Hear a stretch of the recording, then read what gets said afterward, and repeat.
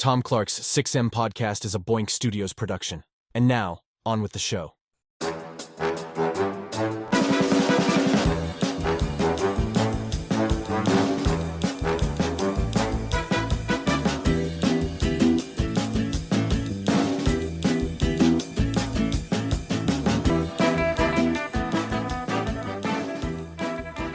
Hey, what is up? Welcome to Tom Clark's 6M podcast. I'm your host, Tom Clark, and in this episode, I'm joined by co-host Phil Lindsey. The country's on fire, kids. If you don't live in the United States, you may be in a better situation, or you may not, depending on where you are in the world. But buddy, over here, everything's on fire. I mean, all the time, every day. And just when you think you've read the worst headline, guess what? You haven't. Here comes another one. The worst things that could happen, the most embarrassing things that could happen and be said and take place, it's all happening right now.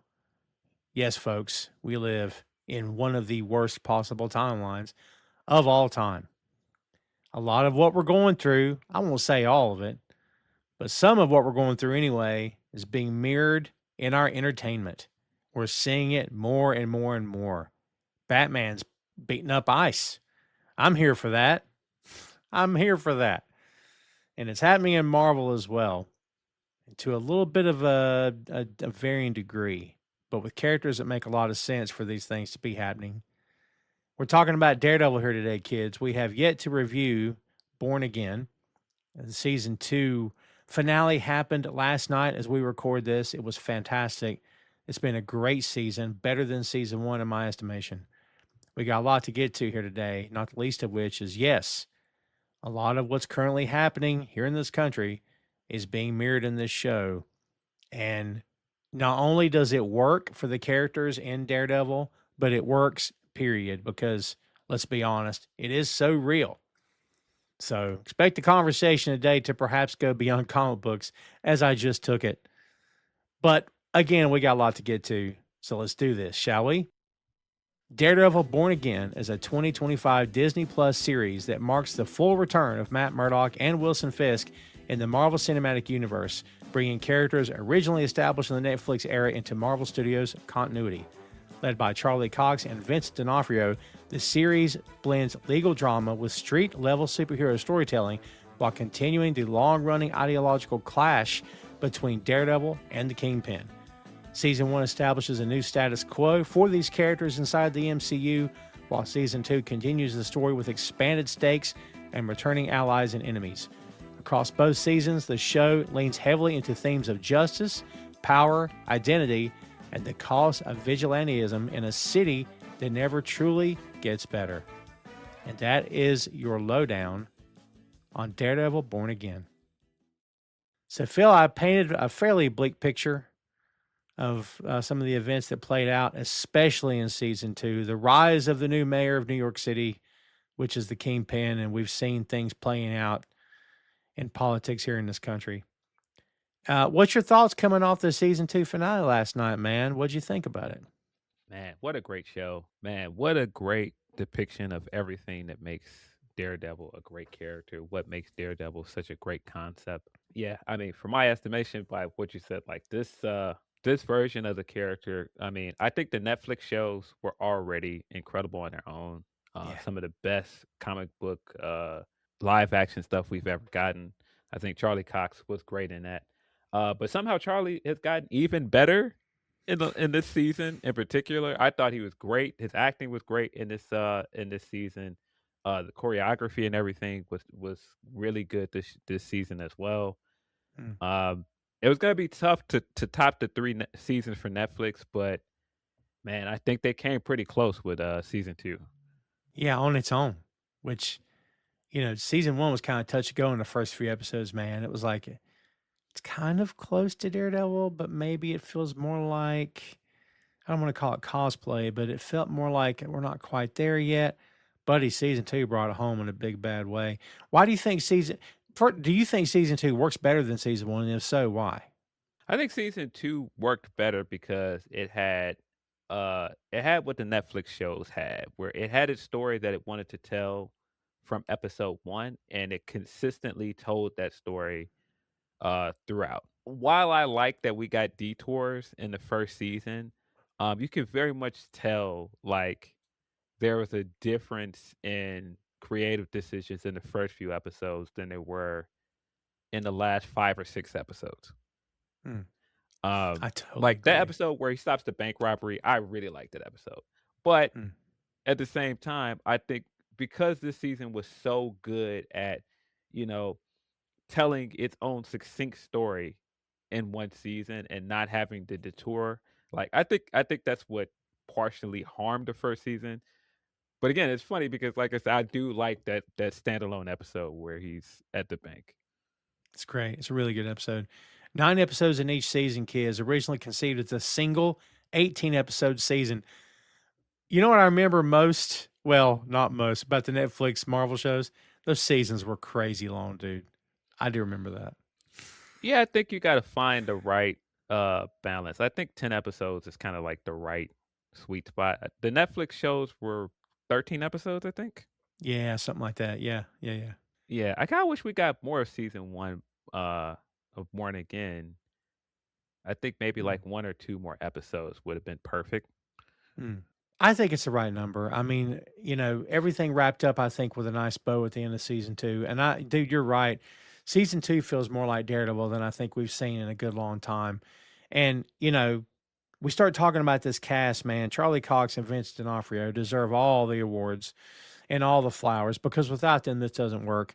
And dude, I love that they're friends outside of this. They're all over social media all the time. Like, they're just brilliant. The two of them together are just fun to watch. There's so much chemistry between those two guys, man.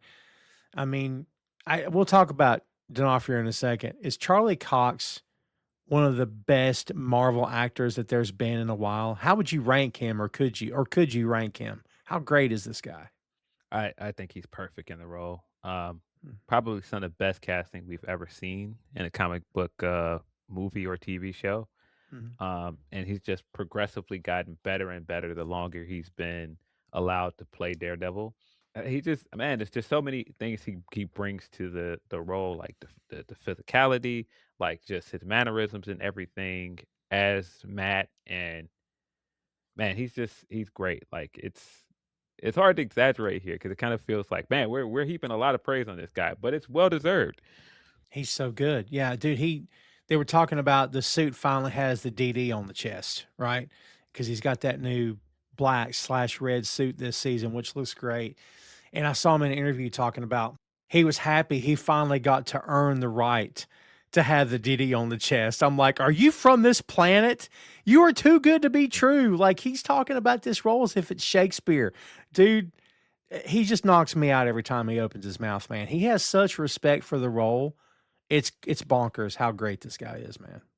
Yeah, yeah. I think he like nails like the duality of the character of just like how this is a Catholic boy from Hell's Kitchen Mm, who wants to do the right thing, that believes in truth and justice, believes in the letter of the law, and that's why he's a lawyer.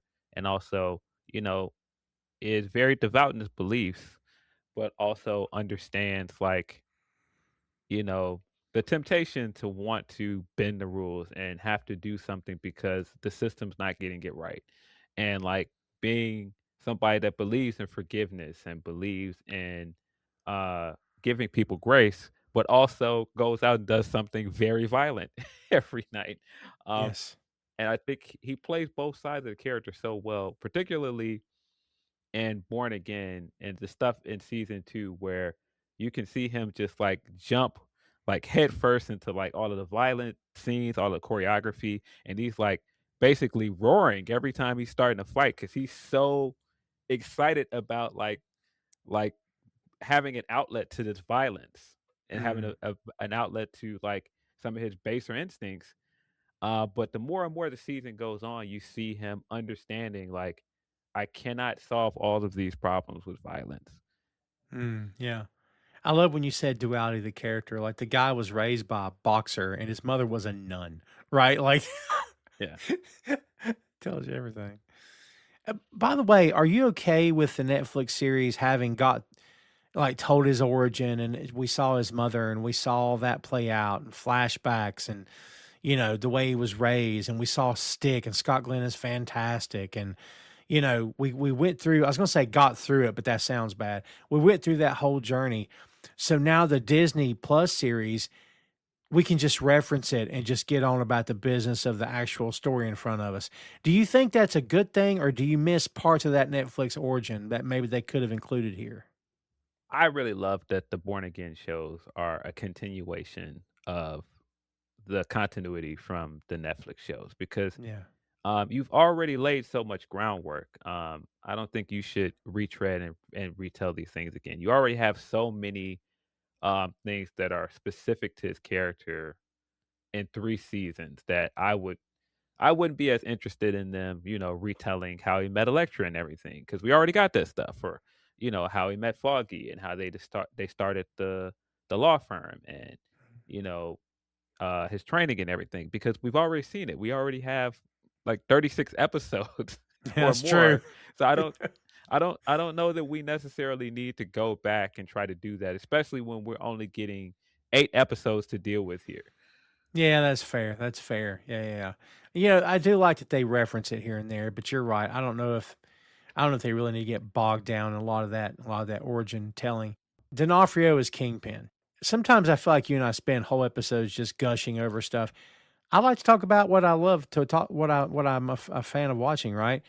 I just think D'Onofrio is freaking great. I mean, I'm trying to think of a better villain in the MCU, but man, it's tough because D'Onofrio is wonderful as Wilson Fisk, man. Yeah. Again, another guy that just completely nails it. Just like the petulance, the spite of this character. Mm, Just how he's basically a big man baby that cannot control his emotions. yeah. I love that about it. And he plays in a very serious way. It's not like, hey, this guy is just coming out there and raging on people. No, there is a side to him that you almost want to feel bad for him, and then you see him do something awful, and it's like, oh yeah, no, this guy is just awful. He's horrible. And we get a lot of that this season because a lot happens to him in a span of 8 episodes. Where if it was anybody else, it's like, wow, that's really awful. But then when you think about it longer, it's like, wait a minute, this is happening because of who you are. Like you corrupt everything you get your hands on. Yeah, and the whole thing with him, oh for sure. And the whole thing with him being mayor of New York, he won that election a little too quick in season 1. He won it in the first episode, but yeah, it's fine. Like, we had to get off to the races and get to the story, but the anti-villain was the anti-villain task force, I think it was, or Yes. anti-vigilante task force, yeah. I Yep. mean, Yeah. it looks a lot like ICE, of course. They're running unchecked. He says do something, they do it. They don't need warrants. They don't need due process. It all looks pretty familiar. They're locking people up in a camp. I mean, they're going to tell their story, Phil. And a lot of this story was written before, Doofus got elected again, right? Like, so, Yes. uh, how do you feel about the way this is played out, man? Is it like we saw in the finale of season 2 where they stormed the courthouse? That had some weird January 6th vibes happening, man, for me. Like, I wasn't sure I knew how to take that scene, but how do you think about how this is played out, man? I really like a lot of what they did with Wilson Fisk as mayor in season 1. Of course, Mhm. that's something that they also did in the comics. Kingpin Yes. also ran for mayor and won in the comics. Um, and if we've seen it with other things like Lex Luthor running for president in DC. So, this is, something we've seen in comics before. It Mhm. is very wild that we're in a time where it is not a fantasy. It doesn't look like this is something that's unrealistic that somebody that is a known criminal can run for office and be elected. Go figure that because this is happening in the real world, it doesn't feel that far fetched anymore. It's And crazy. like you said, it mirrors what's happening right now, even though from my understanding, a lot of this was written before he was elected, before a lot of what was happening with ICE. But yeah, now it hit home a different way. Boy, the end of season 1, when they have the Radiohead song playing, and it gets to um, Matt's speech when he's bringing everybody together in Josie's bar, and Yeah. he's saying rebel, resist. I'm like basically standing up out of my chair because it's like, man, it just hits so much differently because of what's going on in the world. Like, man, we got to stand up. We can't just sit back and just let this happen. Yeah, it does. Yeah. And we're kind of jumping everywhere, but like tie that together with the finale of season 2 where he is telling that throng of people, you can't do this. Do not kill him. And then he saved him twice in season 2. Cause that's Yeah, Matt, right? Like Matt's thing is we can't do that. We cannot become what we're trying to stop. I mean, yeah, does that still fly with you? The old Bruce Wayne thing of, hey, if Batman had only killed the Joker, we wouldn't have had any of these problems. Like, what do you think, man? yeah. Has that played out, maybe or no? I think it works really well with Matt's character and him being a devout Catholic. But Hmm. they did such a great job of showing us what Foggy represents in his life and why the episode was so important of, getting the stuff with Matt and Bullseye, and then also getting the flashback where Foggy is teaching him like, man, we have to give people grace. Even Yeah. when, that person might not give us the same grace, because that's the thing that makes us better than them. And there's also, of course, the messaging here with everything going on in the world. And like you said, Jan 6 and so many things going on. And I've seen people like low after this guy got reelected. I've seen people angry and wanting to go out and do things, but cannot be like them. Just because they got away with storming into the Capitol building and it seemed like, you know, there is no justice, there's no consequences to things, we still cannot be like them. And I think a lot of people have to hear that right now. It's a way to do things. Yes, go out there and protest, stand up, but that does not mean resort to violence. And I know that sounds patronizing from one side doing it when they're very much perpetrating violence on people, but that still doesn't make it any less true. You're right. And I can't see going down that path. Like, there's been pushback, real quick. There's been pushback from the left about this needs to start becoming a little bit more reciprocal. We're supposed to roll over and play dead every time they say something and act like it's not a problem. We can't do that anymore. That's how we lost. We've got to stand up. We got to push back. And I'm like, I agree with that to a large extent. But when you talk about Yeah. throwing hands or you talk about getting, that you lost me there. When's the last Yeah. time you ever changed anyone's mind by killing them first? I mean, I don't, what? Yeah. Like that can't be an Yeah. answer here, man, Yes. Because the thing is, and what Matt is ultimately fighting for in this season is that these institutions have to mean something. Hmm.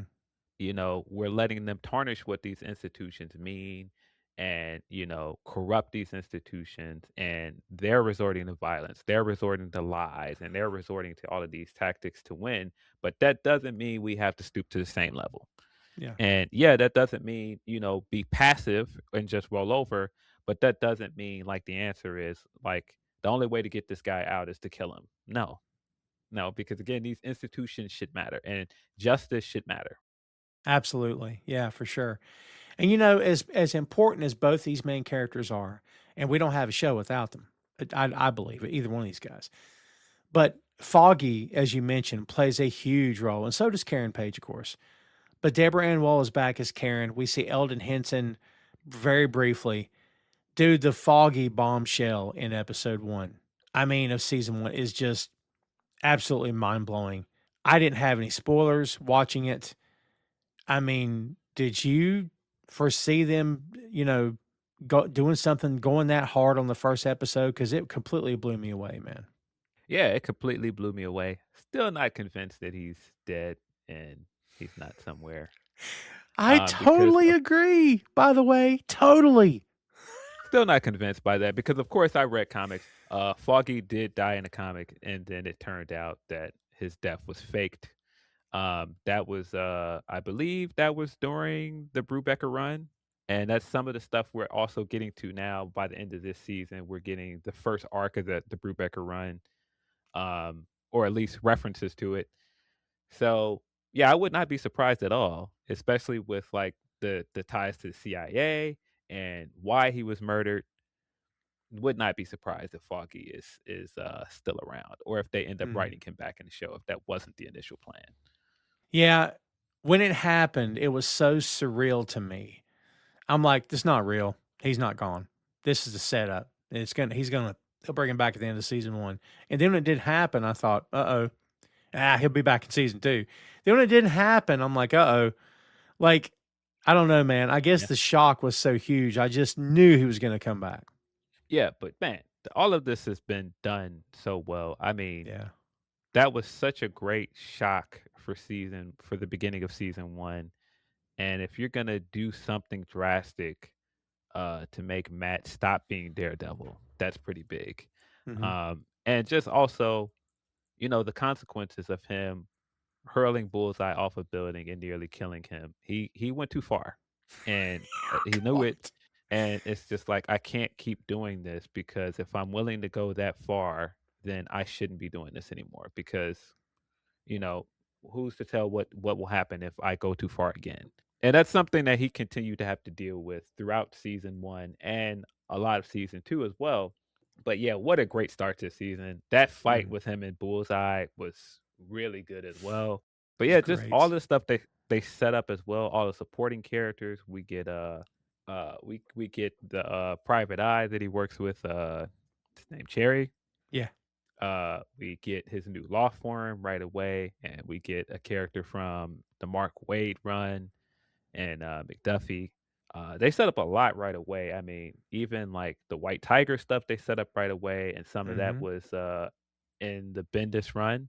Of course, it got handled a completely different ways in the Bendis run, but I love that as well. Like the idea of like a vigilante that was just trying to do the right thing, and of course, the person that would represent them in court would be Matt, because of course he's a vigilante and people don't know it. And season 1 wasn't perfect, but they did so many great things to show you how conflicted Matt was in trying to do the right thing and trying to be a lawyer and actually help people, but also having to accept that the system is broken in some ways. Like the Fiddle Faddle episode, when he's like representing the guy and he's ranting and raving about, man, I just wanted, like, I'm in here for something as small as stealing a box of popcorn, Mm. and this isn't right. And it's like he's looking around like, it isn't right. This isn't fair. Yeah, that's a good episode. Man, you're talking about that Bullseye fight. It's great. And, the Marvel Netflix folks love to do the one shot, like the hallway, the prison hallway too, like with Punisher. And they sort of mimic that with them, in the bar and then going up the staircase and everything to the roof. Man, the sound of Yeah. Bullseye hitting the pavement is horrifying, dude. Like, oh my God, he's killed him. Dude, that took my breath away as much as Foggy's murder did. Yeah, that was crazy. But yeah, Yeah. great fight. Like that long shot they do of the entire fight, um, just really, really well done. The Mhm. choreography in itself was great, but just like that long fight of following them all the way up the stairs to the roof is so good. So good. Man, I mean, we talk about perfect casting for Matt and Wilson Fisk. What a great Bullseye. I mean, Great Bullseye. he was great in season 3 of the Netflix show, but I thought he was great, particularly in season 2 of Born Again too. Mhm. Wilson Bethel as Dex Poindexter Bullseye, who, he could have been Captain America had Chris Evans not got the role, which is crazy to me. But yeah, dude, he's great, man. He's so great. He's unhinged. I don't think Matt got to him. Of I course would not. have to believe, like, dude, Matt can get to Frank. It doesn't work, but Frank will have moments of Matt, getting to it because Matt is hard to ignore, man. Matt is so sincere. He's not a blowhard. So when he hits you with all this, we need to be better. We got to do better. Even Frank is like, red, whatever. And then he'll be like, you can kind of see him. Do you think he got to Bullseye at all by the time he spent with him here? Absolutely not. I mean, by No? the end of their no, by the end of their time together, when he frees them and he knows, like, what this means, and he's telling him, he's like, man, I promise I won't make you regret this. And he immediately says, I know you're not going to keep that promise, because he can't. He's a complete lunatic. You can't trust that guy. Sure. And And the entire time he's saying, "I hate you." Like he's not trying to redeem this guy. He doesn't have any like I'm doing this because I think you can be a better person. No, he's saying the whole time, "I hate you and I know you're not going to be a better person." Yeah. I mean, he did send him to protect the governor, right? Like, Yeah. I mean, Which yeah, that could have blew up in his face, but mhm. he took a chance. He took a risk. But yeah, I love that they continued so much of the stuff as well from season 3 of Daredevil, like his ticks and him needing. He used to listen to the stuff on that headset from his I think it's from his therapy sessions, right? Like he used to listen That's to those right. tapes Yeah, on, yeah, yeah. and so they play that up again here, where he's still listening to audio for like comfort, and Mhm. he's still very OCD. They showed that in the episode, which man, what a great episode! That starts with the Billy Joel New York State of Mind, and it's showing Mhm. like how compulsive he is, and how he still cleans up his apartment and living situation the same way, and yeah, it's so good. The diner fight, It's so great. which I don't even know if you could technically call that a fight because he just completely wipes the floor with all of those guys in there. They never had a chance. Never had a chance. That wasn't a fight. That was a massacre. Yeah, it's yeah, he's wonderful. And you know what? He is. It's almost like sometimes Phil will talk about the villain is the hero if he had went a different way. Like you could maybe say that Bullseye to some degree is Matt had Matt went the wrong direction. Like he's still charming, he's still highly intelligent, but he's so disturbed and like Yes. he's oh my god, dude, he's the perfect villain for Matt Murdock. Yes. I love that a lot of what he does in this season, it's not like he's doing these things because it's the right thing. If we learned anything from his first appearance in season 3 of Daredevil, he hyper fixates on things.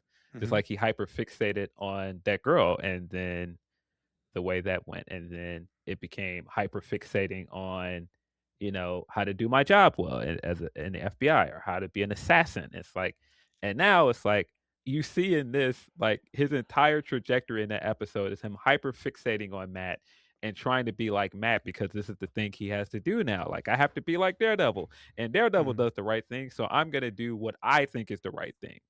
Yeah. Yeah, it's true, and, he kept trying to die. He just wanted to die, and Matt just kept saving him. And, dude, when Matt came back for him in that church, I was like, there's moments when I watch comic book stuff, and I'm like, "Well, that's not the character. What are they doing? Who wrote Yeah. this? This is not the character."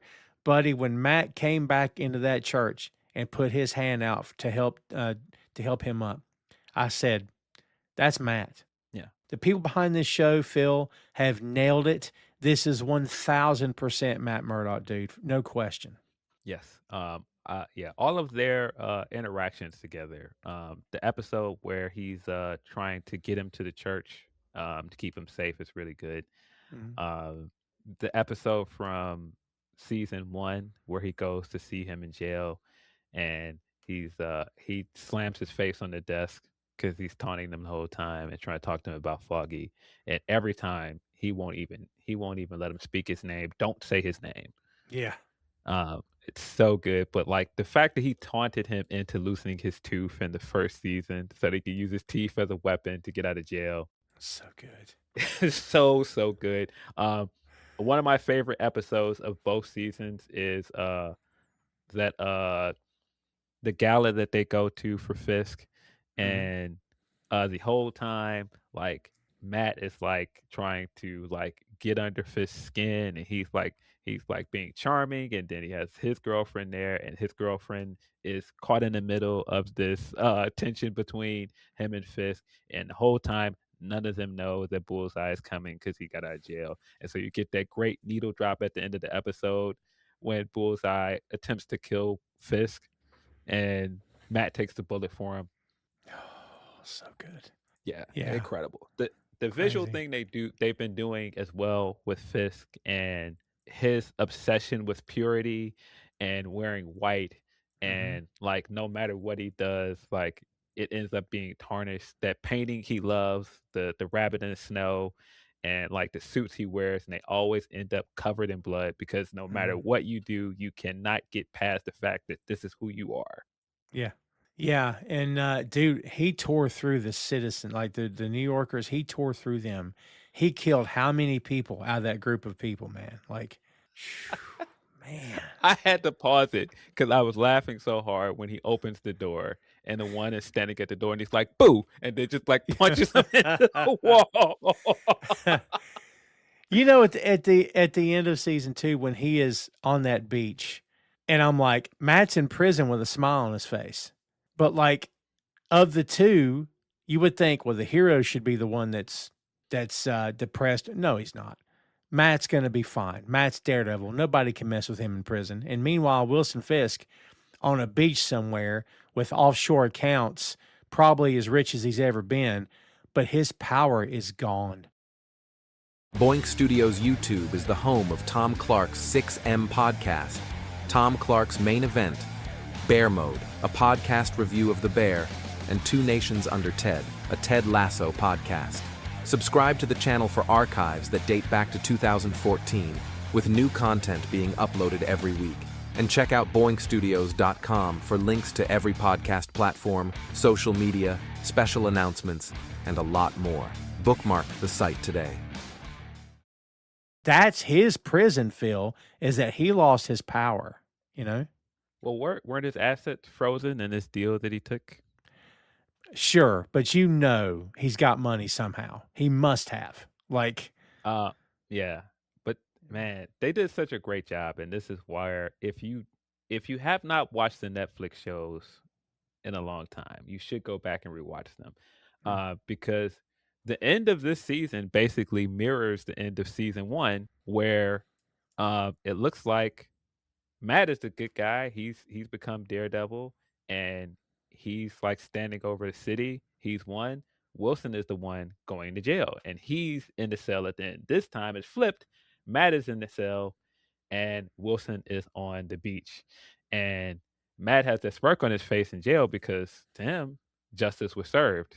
Whether this ended up being um the right thing or not. He went into that case. He went into court that day trying to protect the truth. And he knew in order to protect the truth, in order to do what was right, he needed to tell the truth himself. Mhm.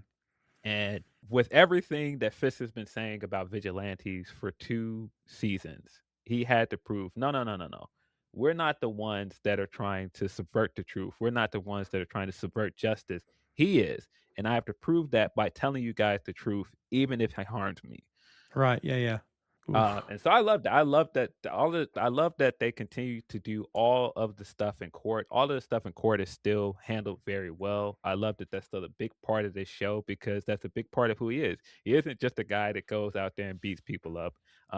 We can excuse like not seeing what Bruce Wayne does during the day because all of that stuff is boring, but like being a lawyer is a big part of who Matt is. Like, and I think that like the way that he attacks going into the court is just such a different way than he attacks going out as Daredevil. And just like the passion he shows. And again, that's why Charlie is so good at this role because the passion he shows in there and when he's like, this is the truth, like this is an institution that is worth protecting. I spent my life trying to be someone that defends people for a living and protects the truth and dispenses justice the right way. Mm. And I cannot stand for this guy destroying these institutions that are supposed to mean something. And he dares to sit up there and make a mockery of all these things. And you guys are trying to uphold a law that is ridiculous. it's it's ridiculous. And so yeah, that all of that stuff is great, but also just like, man, the idea of Wilson going from this guy 2 episodes earlier, when they have that fight underground in his lair or prison thing, and he's just like, "What will you do? You won't kill me, and I cannot go to jail, so there's nothing you can do." And he was right, but at the same Mm. time, I can put you in a prison of your own making because this entire season we've been watching Vanessa fantasize about leaving New York and going off back to that beach, going back to that island where she was kept saying, "This is where I was the happiest," and now she's gone. Yeah. And now you've got you're imprisoned in the very thing that you feared the most, the very thing that you stood in front of that painting and told Vanessa that you didn't want to feel again, and you're alone. The only person in the world that didn't make you feel alone is gone. Yeah. Yeah, this is Alet Zur, I think, as Vanessa Frisk. I mean, we knew she was going to eat it at some point, and she absolutely did. Are you surprised they didn't go the route of giving them a kid before everything happened, or do you think that was the road they need to go down? Well, yeah, he has multiple kids in the comics, so I thought maybe we Sure. would get there. I was surprised that she ended up dying by the end of the season. I mean, Mm. they did continue to lay the hint when she kept having the dreams, and you know the rose in her dream, and then waking up and it Yeah. was red. Yeah, and I kind of saw it coming also when she got the gun, and it was just like, yeah, this isn't gonna end well for you, is it? Um, but man, again, handled so incredibly well. She played the role very well, very good as well. Yeah. And just to drive home that point that Fisk corrupts everyone and everything he gets close to. Hmm. Um, she ended up that way because of Fisk, and he can get mad at everybody else, can and Bullseye or whoever else, but she was in that position because he put her there, Yeah. and she ended up taking apart more in his way of life and his criminal way of life because of him. I mean, all the way up to season 3, uh, if you remember, the person who allowed her to put the call in for, Bullseye to go kill Karen, it was Vanessa. He Mm. told her to do it. And so when she did it without him, you can't get mad at her because you set this example for her in season 3. Yeah. Oh my God. Yeah, man. You got to the point where you just hated her as much as you hated him because, buddy, she really came into her own as a super heel, man, for sure. Yeah, and yes, it's a tragic story. You're supposed to feel bad for her in some ways, but at the same time, no, you both brought this on yourselves, Yes. and Yes. particularly Fisk brought this on you because I mean, and even if you go back to the episode where they do the flashbacks and she's telling the owner why she wanted to put the painting up front and particularly who she wanted to sell the painting to. Yeah, everything about it, like, yeah, she's a tragic figure in all of this, but yeah, this is a tragedy of her own making. Yeah. Oh my God. Yeah, no doubt. Can we really quick once again shout out the fact that Karen Page to end up a heroin addict? Uh, I just right because can I be honest with you? At every episode, I'm waiting for them to go some weird dark direction. I think we're out of the woods, man. I kept thinking they were going to do it, and I'm just saying, and surprise you with it.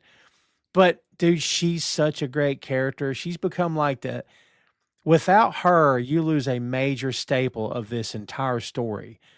And Yeah. she's great, dude. Isn't she good, man? She's awesome. Yeah, this version of Karen is so much better than a lot of what we got in the comics. True. And I mean, it helps we got a great actress playing her. Mhm. But I love that because this is a better version, because they didn't go full on and make her a heroin addict and all the rest of this, they still make her problematic. And she's very problematic in the original series. And there's more of this here, um, all the way to the point that Matt loves this woman in costume. He had to use the Billy Club because he was like, "What are you doing? You cannot kill this guy." Yeah, yes. God. Because when I thought, man, if she does this, there's no turning back. Thank goodness they didn't have her do that, man. Yeah. Yeah, and Crazy. at this point, we have enough evidence that she would have went through it. We've seen her shoot and kill one person now, so it's Yes, like, yes. wait a minute, like man, that is one of like the biggest shocking moments from the original series on Netflix when she kills Fisk's friend when he It puts was, the gun on the table. yeah, Wes, I think, Wes. Yes. When she kills him, that I remember watching that episode when it aired and just sitting there with my hands over my face, like, Yeah. what did you do? Yeah. What what have you done, Karen? Because it's not even so much of like, oh no, you killed somebody. Like, oh no, you don't know what you've done. Like, this is Wilson's best friend. Like, what have you done? Yeah, He's yeah. never gonna get over this. Yeah, never. Ooh, yeah. Oh, that's the problem with murder, isn't it? Like, yeah, you'll make the Yeah. person pay because you're going to take their life away, but what the heck's it going to do to you? Like it destroyed her for a good long time, you know? Yeah, she lived in fear of like what this could mean. And we got a bit of a payoff in the episode where Fish shows up to the jail to taunt her, and like she's talking like, "Well, I've never seen you afraid before." And he immediately reaches in there and starts choking her. Yeah. But she got to him. I was so here for that. I was so here for that, man. She's like, never seen Yeah. you afraid before. Dude, she got nerves of steel, man. Do you know what I mean? It's crazy. Yeah. Yeah, but yeah, she's great here. I love that, like you said, they have not just gone on and completely like made her the damsel in distress here, or like the side character that then has a very tragic ending. That, yeah, I mean, multiple like heroines or leading ladies in comics have met their demise, but yeah, something about the way Karen died never really sat well with me. Yeah. God, Born Again, the book, of course, kids, we have yet to mention, and we're very far into this episode. The entire concept of Born Again doesn't exist without Frank Miller. And Yes. you know, the words are again are lifted from that book. You know, you could argue that the Netflix series is way more in line with the original Born Again by Frank Miller. This one's more of another adaptation, but you know, Yeah. so good, man. So good. And like the mythos of Daredevil being played out here, the characters that they brought in as well. I mean, we did mention White Tiger. By the way, such a tragic story about that actor. This was Kmar de los Reyes as Hector Yes. Olea. Dude, what a shame, man. He died like shortly after, I think before the episode even premiered, in fact. Yeah, that was very sad. Yeah, I mean, we got him here. Of course, we know we got Frank Castle / the Punisher. The great John Bernthal was back in season 1. Are you surprised we didn't see him in season 2, actually? Yeah, I thought we were gonna get at least one season with him, but he is getting the one-off coming soon to Disney Plus, and he's in the trailer for Spider-Man, so we haven't seen the Mhm. last of him. Oh, for sure. Um, Yeah. We got Kristen Ritter as Jessica Jones. Phil, what do you think about that, man?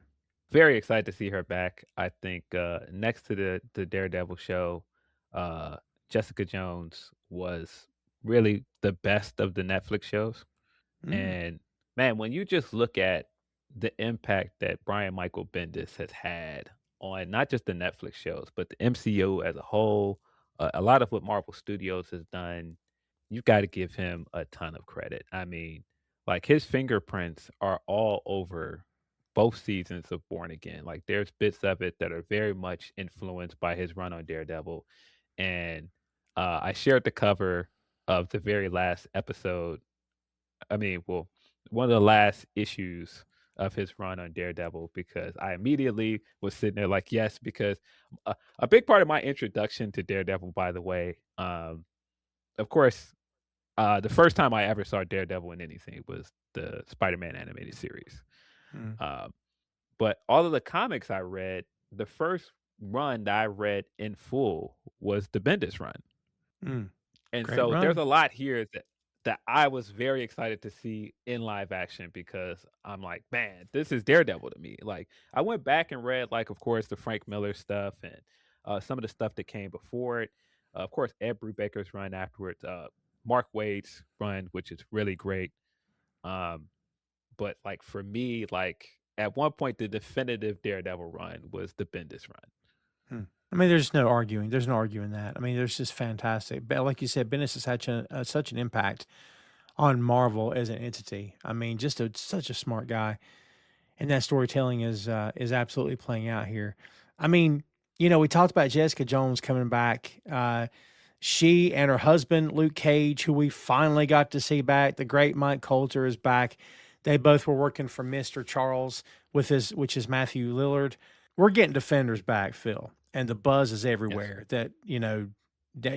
Finn Jones is coming back as Danny Rand, and I don't care who doesn't like it. This guy deserves another bite at the apple. I cannot wait for the defenders, man. I heard a great theory about what happens in the next season of Daredevil, and maybe you've heard this. Well, the if you follow like the Brubaker run in the Bendis run before this. Of Mhm. course, um, when we do get the reintroduction to Jessica Jones and we find out now that she has a daughter named Danielle, I immediately got excited again because Yes. obviously it's Luke's daughter.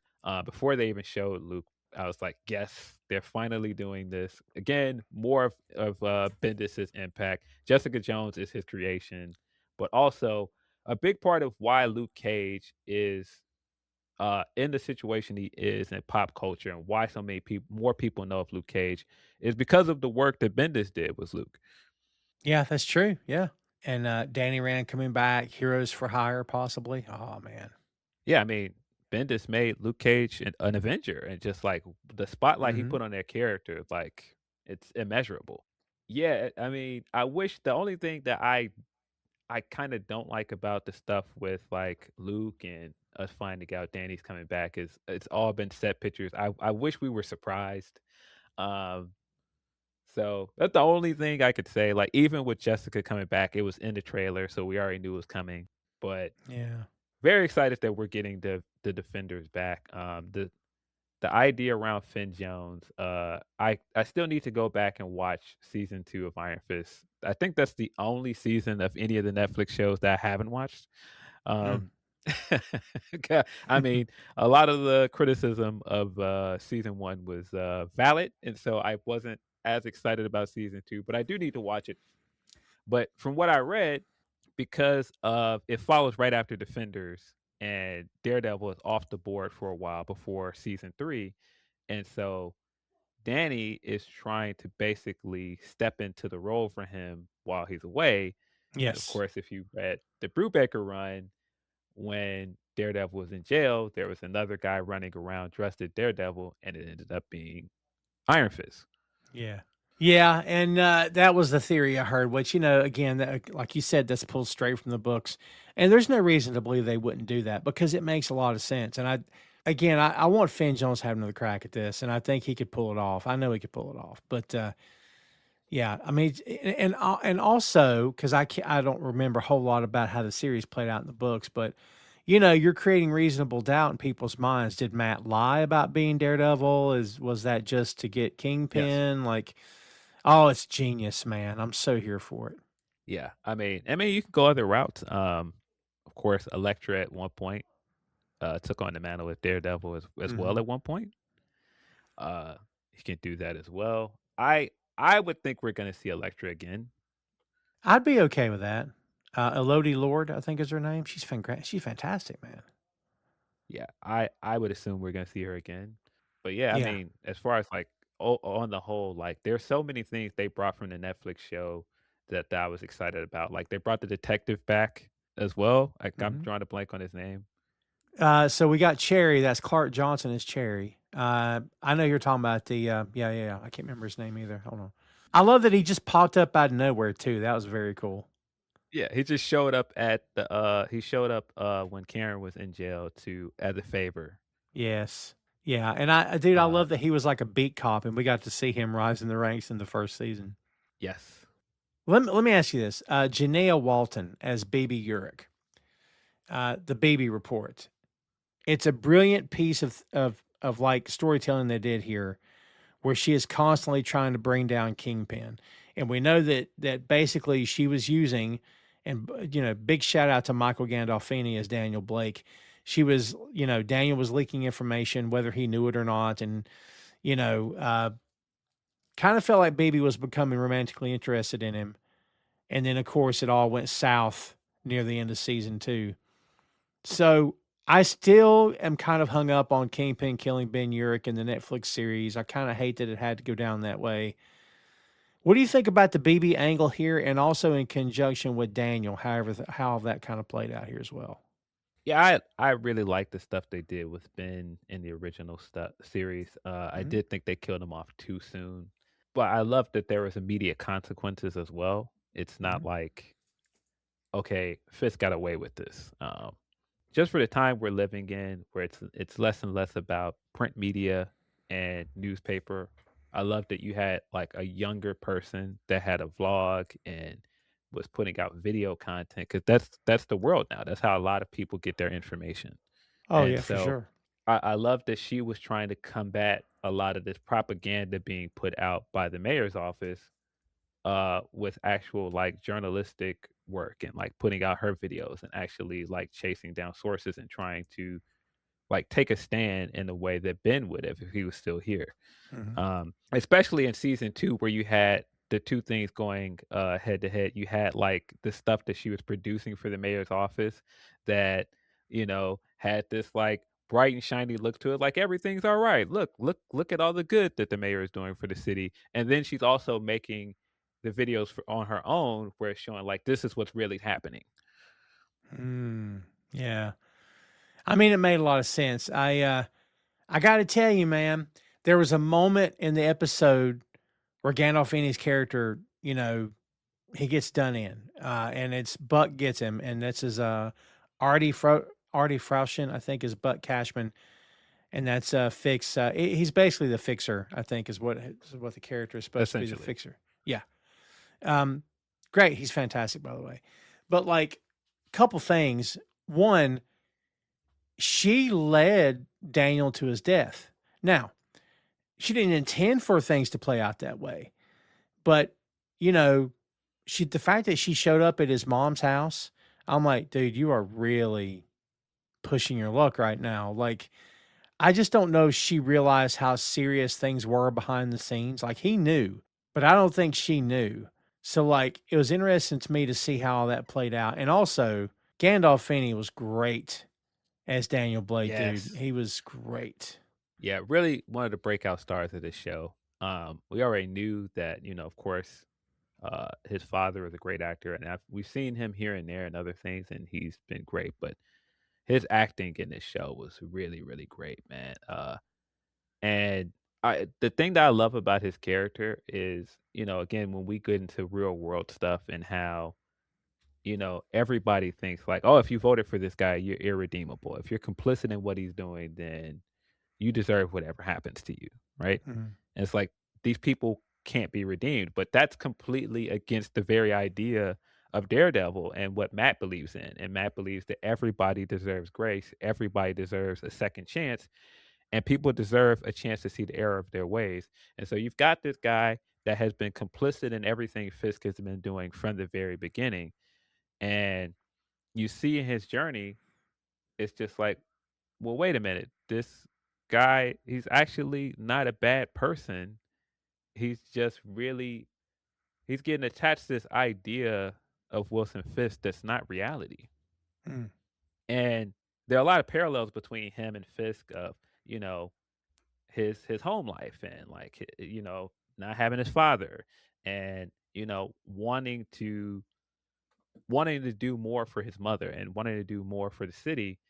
And I think that that's this idea that BB had when you're like it's kind of her fault that this happened to him because she's looking at it like, oh, I'm duping this guy, but basically like he kind of deserves whatever happens to him because he's complicit in whatever Fisk is doing. But then Right. when she actually met his mother and went to his house and then saw his room and saw like, wait a minute, this he's just like everybody else. He's a human being and he got sucked into believing into somebody that's not a good person. Yeah. And I think that that's not just humanized his character, but it's more relatable than I think people believe because I think we all want to, if we look at again real world stuff, we want to look at it like, oh, if you voted for this guy, you're just an idiot. And it's just like, yeah, but some of these people are not. Some of these people are like real people that are really getting sucked into all the propaganda he's feeding and all the fear mongering he's doing. Yeah, some people are. I'll give you that. And like I don't know if I connected the dots on that until you said it out loud, but it does make a lot of sense. I do think it's interesting what he told Buck. He's like, "How long before you're the one laying here and someone's pointing a gun at your head?" Ooh, Which man. again, real world stuff of like everybody that has been linked to this guy that is in office, he eventually turns on everybody. Yeah, And for you sure. think that because you think if you're loyal to him, it won't happen to you. No, Crazy. no. It'll eventually happen to you as well. And I think that the Buck character is fantastic as well. Um, the flashbacks they do with him And Wesley, and he meets Wesley. He's like, man, you came up in the world. Like, hey, being linked to this Fisk guy has really worked out for you. I want the same thing. And you could see that he believes very strongly in loyalty. Hmm. And so he's like, man, if I'm loyal to this guy, it'll work out. And he gets the jacket, he gets the life sorry, it gets the lifestyle and everything. But then, you see throughout the season stuff that he had to do, like when he had to kill the worker at the dock, and it's just like, I hate I have to do this because you didn't do anything wrong, but this is the job. And it's the Yeah. same thing when he has to kill Blake, because it's like, this is the job. Like, I already told you, like, once you get into this life, there is no going back. Yeah. And Oof. I think, like, when you see it, they do this great shot of him because, again, he's so proud of everything he's gotten of being next to Fisk. Like, he's come a long way from that flashback, and he's wearing like the baseball cap. And he's got like the long hair. Now he's got like the Madison Avenue haircut and everything. He's dressed as well, and after he killed him, when he goes to put that jacket on, you see the reluctance for the first time. Like, man, this is what comes with this.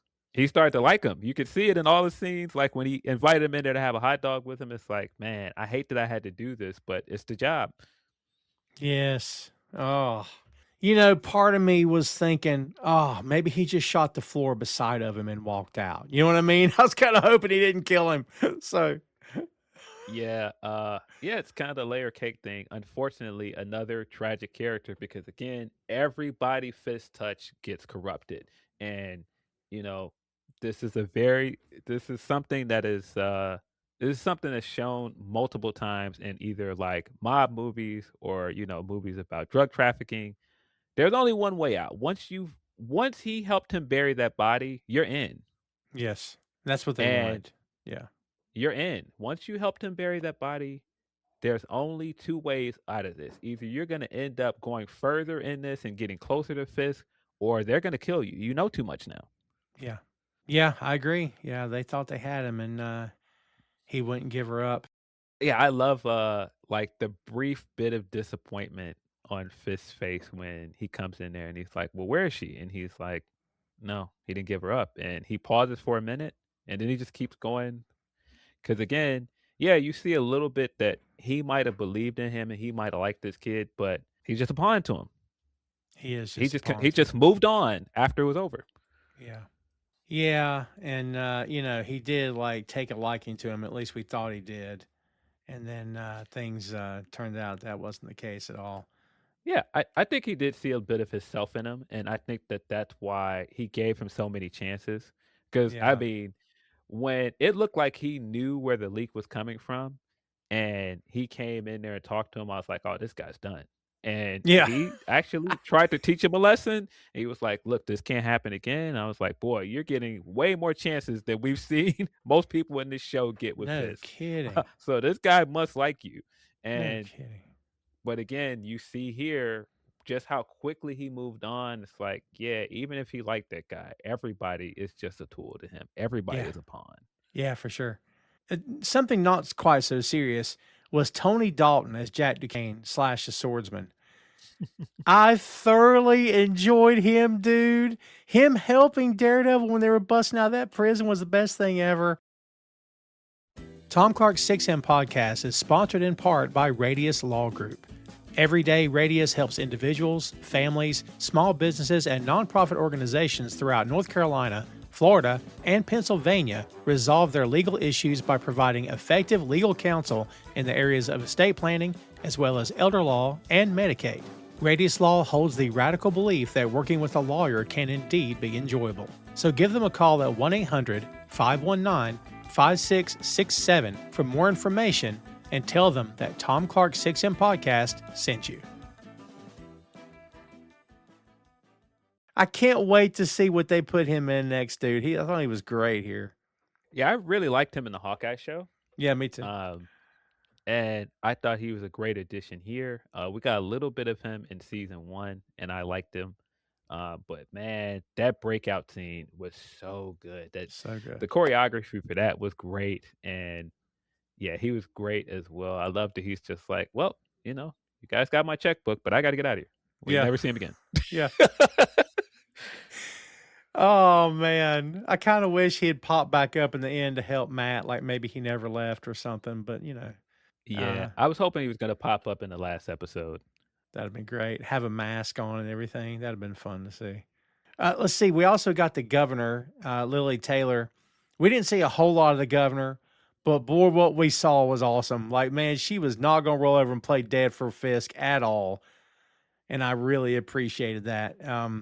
So I love to see her here. There was one major character we've not talked about yet. You talked about Kirsten McDuffie. That's Nikki M. James. We've got Sabrina Guevara as Sheila, which I thought she was great in her role here as well. But we have yet to talk about Margarita LaViva as Heather. We see at the end of season 2, she's going to become Muse. It's pretty obvious. She is deeply traumatized by what happened with Muse. But man, it brought out some terrible things in her, boy. Like you talk about turning heel. She flat out turned heel, man. Like, oh my God. What did you think about this? Was it too much? Yeah, she is also a character from the comics. I believe she hung herself Oh in the my comics. God. I didn't realize it got that far. Jeez. Yeah, I believe she hung. Boy, if you go through the list of Matt's exes and what became of them, not a It's not great good. track record. Poor Mila ended up in a mental institution and Mm-hmm. Crazy. that was a funny quote from Bendis, by the way, after he left the book and Brubaker took over. And uh, in the end, by the end of the Bendis run, her and Matt had gotten married, and so he's like, "Yeah, I love what Ed's doing. I wish he was a little bit nicer to Mila, but." But yeah, I liked her character. I liked her as like this part of Matt's life when he was trying to not be Daredevil, and things are working out for him. He's got his Yeah. own practice. He's got a new law firm. He's got a swanky apartment.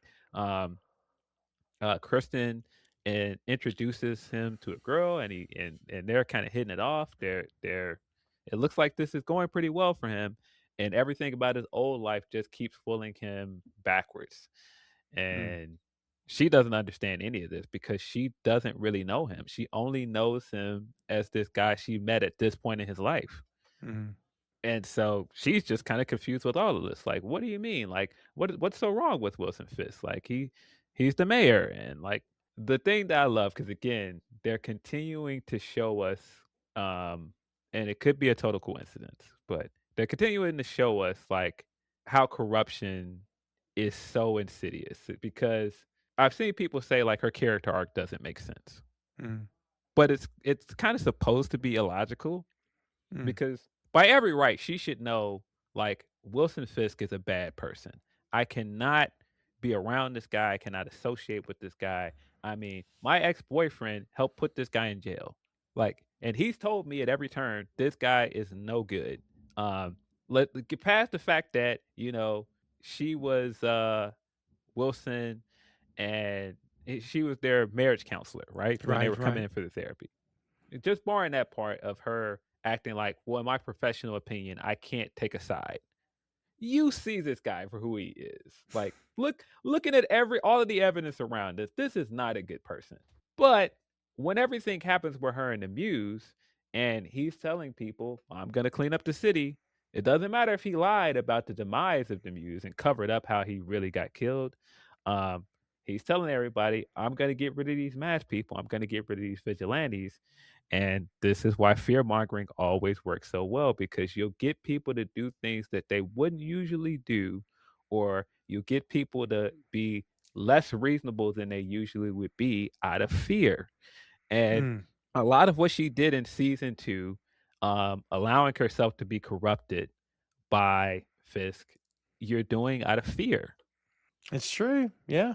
Yeah. And it's completely changed her too. Like she is, Matt left. Well, the whole thing with her and Matt, I don't know if it's as brutal as what happened in the comics, but like, You know, to your point earlier, Matt was a dog in the books for a good long time. I don't know if he still is or not, but Um, you know, yeah, I love when Bendis does that kind of Dark Knight Return style book with Daredevil, and he's got all of these like he's got like a kid, of course, because of course, based on again his track record with women. Matt likes the women. We get some of that in season 1 where he's charming he's charming the other lawyer at the court. Very good stuff. But yeah, again, it that's is. Charlie Cox plays all of this stuff perfectly. He nails every bit of the character. Um, when he steps in to dance with Vanessa at that ball, it It's so great, man. every bit as charming as he needs to be in those parts. But yeah, I feel bad for her because like it's like a lot of consequences, a lot of these things that happen to her. She's just in the wrong place at the wrong time. Like, and Matt is never completely honest with her. This kind of sets up a situation with her and Fisk where she runs to Fisk like, oh, well, this guy has power, and Vanessa's my friend, and so I feel like I need security because like I was violated in a way by somebody that was a client. Hmm. And so I'm running in this direction with this guy that's telling me, "Hey, I'll help you keep you safe." Um, but also he's corrupting her, and she's doing all these things now as a part of his administration that she would have never done before. Right. And she is becoming more and more unhinged. I love the stuff they did with her and the Muse stuff, like when she's sitting there and she pulls the mask out and like the camera starts tilting, or when she went in there to administer the test to Karen, and you can tell she's getting more and more upset, and she cuts the recorder off, and you can see Muse in the distance sitting in that room. Ooh, yeah.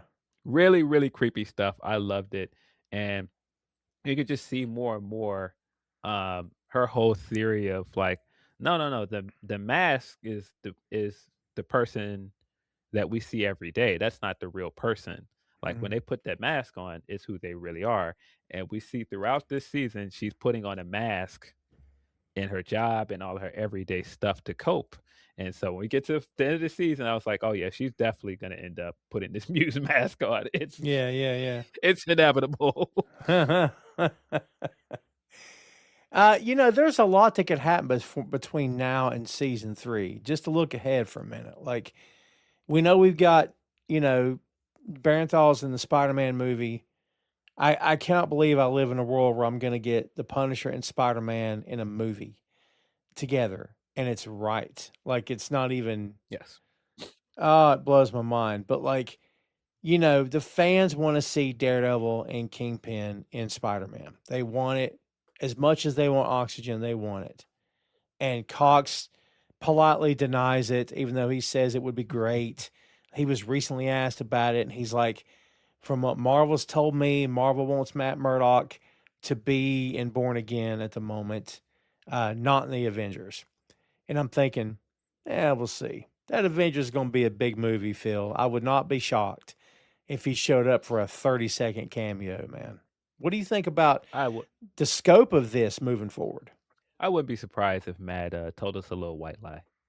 Well, Charlie told us Yeah. a little white lie Yes. because it just makes too much sense for him to be in this movie. And we go back to the interview of Andrew Garfield getting interviewed, and he's like, "No, I'm not in the movie. I don't. They haven't called me." Um, Yeah. this felt very similar. Uh, there is a there's a shot from the Spider-Man trailer of Spider-Man lunging at the hand, and there's clearly like space above him and below him Yes. in the frame. Yes. And I was like, yeah, I would not be surprised if Daredevil's in this movie and he's not in the trailer because there's so many other things in the trailer that link back to this show. Um, the mayor that gives him the key to the city is Sheila. Oh my God, that's right. Yeah. Of course, Punisher is in the trailer. The Hand, I mean, the Yeah. Hand is a Daredevil villain, like Yeah. through and through. Uh, Stick, his entire lot in life is to get rid of the Hand. That was his whole mission statement. The whole reason why he trained Matt to begin with. Yeah, I just cannot see them having a hand in this movie and not putting Daredevil in it. And uh when we were starting to get into this season, I was like, oh, Matt's gonna end up in jail. Because just like everything that was building up, I was like, Matt's gonna end up in jail. But also, at one point in the trailer, Spider-Man is in a jail. And I was like, what's he doing there? That's true. It is very true. Oh my God. Because we saw Matt was his attorney in the movie, dude. Yes. So they already know each other.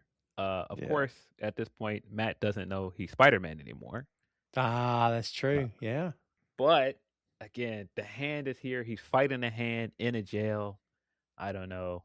I would be really shocked if Daredevil is not in this movie. And by the way, speaking of the hand, when we had the mob scene in the finale of season 2 and everyone's wearing red and you got the big overhead camera shot of all the red, all I could think of was the hand, dude. I wasn't even thinking of Daredevil when that happened. Yeah, and you've got like this really cool thing that they did as well. If you read the comics, the time where Matt did wear the black suit with the red DD on it, that was Mhm. during Shadowland, where he led the hand, and he did the exact opposite that he did in this scene, where he killed somebody. No, in this scene, he's saying we cannot be like them. We cannot do this. We got to be better than this. Mm. Yeah, jeez. In a time where I think it was Disney just let go of a bunch of their entire like visual graphics department. I can't remember what to call it, like visual arts, whatever you're calling this department. And then like the news, Oh yeah, right? And the VFX, I guess. But like immediately the news was it's going to be AI. It's going to be AI. It's going to but supposedly that's not the case. They let them go, but they're going to hire them back as independent contractors for a reduced price. What, corporations are going to be corporations. But like in a time where there's that story's out there, we all we're hearing is about reshoots with the Avengers movie, and people take that to mean bad, which kids reshoots is not always necessarily a bad thing. So everybody take a breath. But dude, as all this other weird stuff is happening, and some Marvel things have worked, some haven't. You get this Daredevil Born Again show, and man, they're just doing fan service from top to bottom and telling honest to God, really great stories. Oh, I hope this show goes on forever. I know it has a shelf life because everything has a shelf life. I just don't want it to end. I think season 2 was great, dude. yeah, I agree. There's so much stuff I loved here as a fan of Daredevil and Daredevil comics. There's so many like small references to the comics that I really liked. Just Hmm. like references to covers of comics that I noticed right away. Um, references to just like a small panel somewhere in a comic that was like, oh, I know exactly where that's from. Even Right. like the references to the Netflix shows that popped me. Like, I don't know if you noticed, but the way that Kingpin picks up that one protester and breaks their back on the corner of that wall, that's exactly how he broke Bullseye's back at the end of season 3. Oh, crap. I don't think I remembered that. That's pretty good. I love this Sheila's the mayor. I might have to go back and watch that trailer again because I've only watched it like 3 or 4 times now. Because she's the only one left, Yeah, really? yeah. She's the only one that's telling him like, you gotta take this deal, like, Yeah. and he's like, you're supposed to be loyal to me. No, I'm loyal to the office of the mayor. Such a great um, line. yes, but even bits about her, like, you could see where this is going, where they might need someone, they being like the CIA, they might need somebody in office that's just going to do what they're told. He's not going to do what he's told. He's proven that at this point. Yeah. And Mr. Charlie is already, behind the scenes and making a deal with the governor's office. So, yeah, yeah, he needs somebody that's going to fall in line. Yeah. Yeah, I can't wait to see what happens, man. Again, there's so many opportunities here.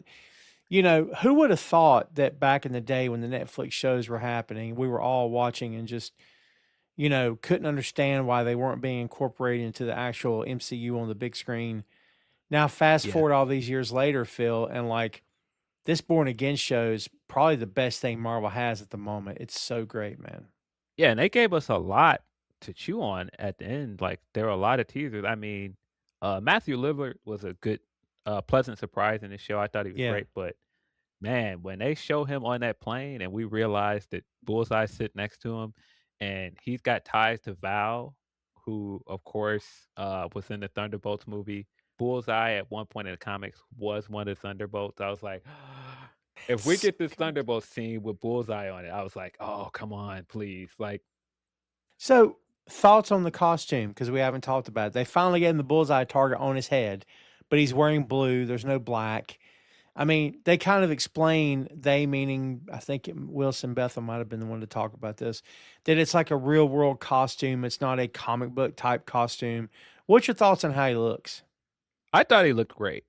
And man, give it another great tie back to season 3 when they're trying to frame Bullseye and they've got the fake Bullseye in there with the sniper rifle. Mm-hmm. And he comes Yes. in there and he kind of smirks and nods at him because that was the way he was introduced as a fake Daredevil in season 3. Well done. Yeah. Oh, I Yeah, forgot all I about thought that. that was great. But it also ties into his hyperfixation with Matt and him having to be like Matt, like he's kind of looking like, oh, now it's happening to me. I'm on the other side of this. Yeah.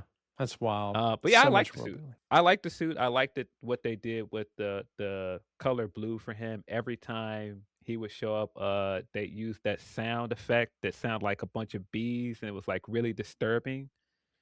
And then it have like that blue tone over everything. I thought that was great.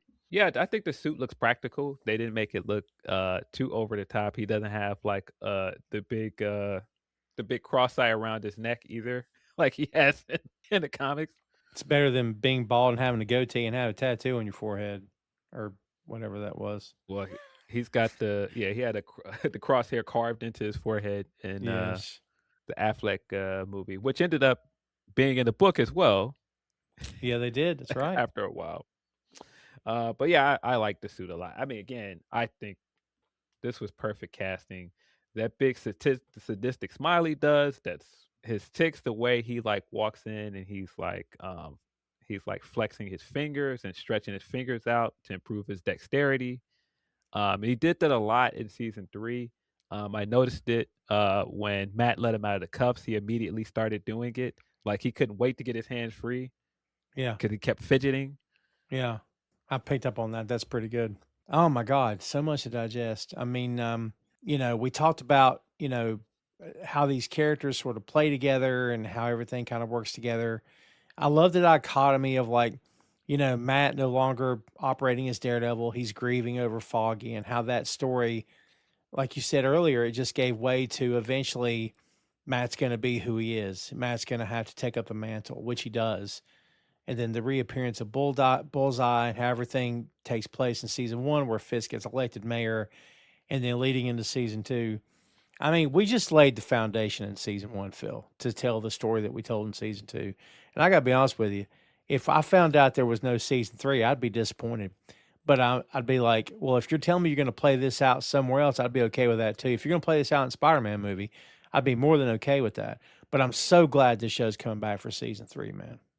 Yeah, I mean, unfortunately, with how quickly these things happen, you kind of knew it had to be wrapped up by the time we got the Spider-Man movie because Kingpin could not be mayor in the Spider-Man movie Yes, because it wouldn't make any sense that Spider-Man wouldn't do anything about it. Um, that's very true. but I was fine with that. I think the way we wrapped this up made a ton of sense. He was way too powerful. You couldn't just put him in jail, and of course, Matt is not going to kill him. And because Matt believes in grace, but because he believes in truth and justice, this was kind of the perfect way to get us there. And they set up so many things. Like I always hated that we didn't get a third season of Luke Cage because it had such a great cliffhanger at the end of season 2, It did. and we get a bit of hints of what Luke has been up to since the last time we saw him, because he shows up in the suit, and I was like, I wonder. In the comics, Luke ended up running for mayor as well, It's true. and so I did wonder if that's going to come back here. Uh, Again, the connection to Val through Matthew Lillard's character, and at one point, Luke was the leader of the Thunderbolts. I thought that was a good tie-in as well. God, there's so much. You know, if I've said this once, I've said it a couple hundred times now. The best thing about the MCU, Phil, the absolute best thing, we have stories for generations of fans. There's so many storylines they've not touched yet, and storylines that have touched, they can go back and do them again. There's so many characters we've seen, and there's just as many we have never seen on the big screen. We were talking about Star Wars. I think it might have been off mic. We were talking about Star Wars, but like the issue with Star Wars, unless you follow the novels, the extended universe characters, unless you read the comics, depending on whether it's Dark Horse or whatever, Marvel, whoever owns the brand or owns the rights to the brand at this point, for them to introduce new characters, they're going to pull from the books, from the comics, the extended universe, the video games, or they're going to create something from scratch. With Marvel, there's already a history there, and a lot of it, Phil, goes back to the 60s. I mean, just layers upon layers and upon layers of characters and storylines and plots and, villains. Just, as long as the money doesn't run out, Phil, they will never run out of content for this universe. It's not even possible. Yeah, you've got so many stories you can rely on. You've got so many things that you can adapt. And I mean, just Daredevil stuff alone, they haven't even scratched the surface. They've done 5 episodes of television, and you still have countless stories you could go back to. You have so many things you could do, not just with Daredevil, but so many other characters in this world. Yeah, there's a lot of characters we haven't gotten yet. But yeah, there's a lot more to come, kids. As we said before, that Spider-Man movie's coming. Punisher's, was it One Last Kill is coming. Daredevil Born Again Season 3 is coming. I mean, this show basically takes Daredevil and repositions him from a street-level vigilante story into a political and institutional conflict. Wilson Fisk rise to mayor of New York transforms the battlefield from alleyways and rooftops into government, media, law enforcement systems. This thing plays out, with people holding their cell phones up. It's playing out as like a real drama played out in the streets of New York City. I mean, the backdrop is always perfect. This is why Marvel works in New York. It always has, because it feels real and it feels gritty and it feels like there's real stakes and there's real drama here. Man, I just can't rave enough about season 2, man. That season finale just knocked me out. I just thought it was great, man. Truly. Yeah, just so many great things they did with it. Only Marvel Comics where they're doing really gut-wrenching, tragic stuff. I'm sitting there grinning like, "Oh, this is great," because I remember where I was when I read a book that made me feel this way. Like I've seen people say that about the end of No Way Home, where Spider-Man's life is in ruin, and like everybody's like staring at the screen, like this is Spider-Man I grew up with, like these big smiles on their faces, and his Yes. life is completely ruined. Yes. Matt is getting on his knees and getting arrested at the end of this episode. I'm just sitting there rubbing my hands together because I remember like having the physical issues in front of me for the Devil and Cell Block D, and Ooh, yeah, good call. Yeah, I mean, folks, we've said this before many times on this show too. The big difference between Marvel and every other publisher is Marvel has never treated their characters like they're not real people, and that's why it works. That's why putting characters in real cities, putting them in New York, and not creating fictional cities and fictional, politicians. Like, you put as much of the real world in as you can, so it makes it feel more organic and feel more real. And when you have the movie people and the TV people doing the same thing, it just makes it that much better. I mean, Daredevil and Spider-Man have a lot in common, of course. So I cannot wait to see them on the screen together. I mean, I hope Daredevil gets more than just 5 minutes in the film. I hope it's a good half hour. I hope it's like where they're actually physically working side by side. It looks like they're going to. But I don't know if I'm prepared to see him on screen, man. In a good way. I cannot wait to see him on screen with Tom Holland in this movie, dude. Honestly. yeah, I'd be really really shocked if he's not in this movie. Yeah, I think we're getting it. I think we're getting it for sure. Well, kids, there's a lot more to come. We didn't take forever to do this episode. We didn't even touch season 1 when it was actually playing or when it was actually uploading in real time. But season two finale was just so great. Season two was just so great that I felt like I really wanted to talk about it. So this was a chance for us to get our opinions out there and kind of cover it. But we will come back with a whole lot more on Born Again as it happens. We're getting the Defenders, kids. We're getting Daredevil on a big screen film with the Kingpin, hopefully, fingers crossed, with Spider-Man. So a lot to look forward to if you're a comic book fan / Marvel / MCU fan. So stay tuned for that. Phil, before we get out of here, let's see if we can sum this up and get your last word on Daredevil Born Again. Yeah, really, really great show. If you're a fan of Daredevil, you're gonna love this show. Um, but one of the great things about art, whether it be music, TV shows, movies, books, whatever, unfortunately, when we're all going through this collective bad experience in the world, it has inspired some really, really great stuff that has motivated people uh, to look at other perspectives in the world. And I think that that's what I ended up enjoying about both seasons of Born Again, because it's very easy at this moment with everything going on in the world to be, depressed and down in the dumps and feel like this is it. Like we can't do anything to change things. And one of the things I absolutely loved about Marvel Comics, particularly Spider-Man, is it made me believe in people. It made me believe that you can do more. One person can make a difference. Well said. Yeah. Yeah. It's hard to remember that sometimes, right? But you got to cling to something. I mean, kids, if you're a person of faith, cling to your faith. If you're a person who believes in meditation, cling to that. If you're a person who believes in people and just, send out good vibes, do whatever it takes, but try to keep yourself in a good headspace. It hasn't been easy for a lot of people. It won't be easy to come. None of this is going to get any better, folks. And for any of you who did vote for the guy, take a long, hard look. Ask yourself if it was worth it. People who said I'm going to ignore all that and just vote because the prices are going to get better. How'd that work out? I mean, let's just start being honest with ourselves. Am I saying that the left has the answers? No, I don't. I will never say the left has the answers because 9 times out of 10 they don't know what they're doing anyway. I'm just saying we got to make better decisions, kids. And I'm not trying to sway anyone's opinion because if you believe on that side and you're committed, no one can change you anyway. You're probably too far gone. But if you've got doubts, if you're unhappy, you got to really think about decisions, make better decisions next time. Phil, unfortunately, I'm more of the George Carlin frame of mind where sometimes I believe politicians are only there to make us believe we have some sort of say. And the truth is the billionaires own everything. And they've got the judges in their hip pockets. They've got police in their hip pockets. They own everything anyway. So none of this really matters because they're always going to get their way.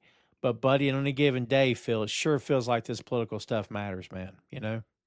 Yeah, I think if you take away anything from this show and the messaging behind it, it's that it's on us to hold people in these offices accountable. Yeah. Like even if you thought that the person in office currently is the best option, it's still on you to hold them to, what you think they're supposed to be in that office, because the office should matter and these institutions should matter.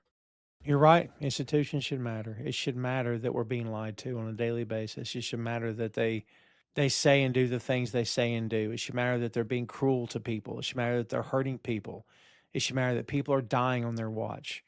It should matter that hate, that racism, that misogyny, that homophobia, all these things are at an all-time high. And not that they ever left.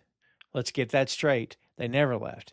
The fact that things are just way more accepted than they ever have been, absolutely shocking. So, kids, I'm not going to cure cancer with this show. I won't be able to change anybody.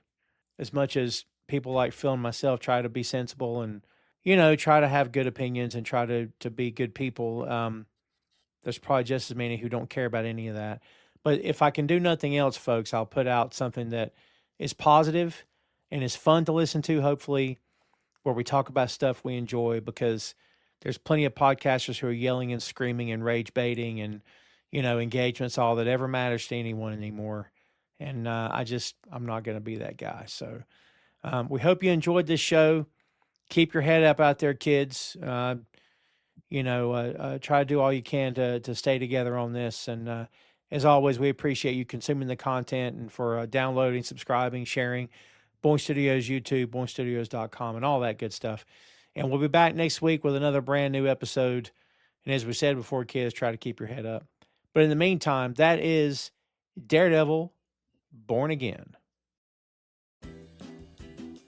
Hey, thanks for listening to the show. Check out our social media on Facebook, Instagram, and Threads at 6M Podcast. We'll see you next time.